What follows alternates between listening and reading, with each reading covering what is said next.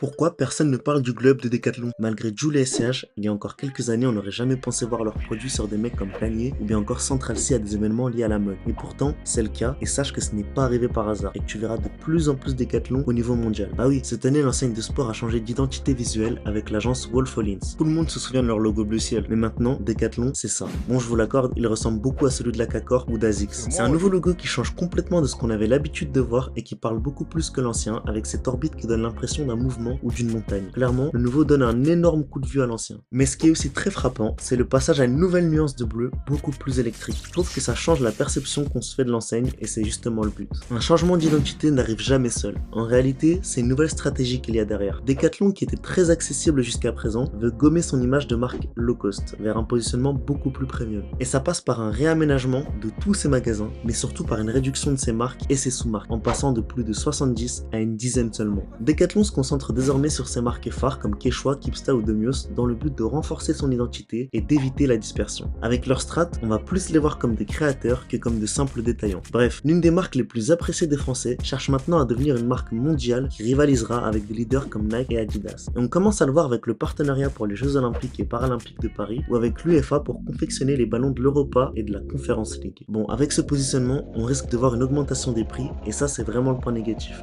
En tout cas, on peut se demander s'ils vont réussir à concurrencer des marques comme Nike ou Adidas. Toi, t'en penses quoi?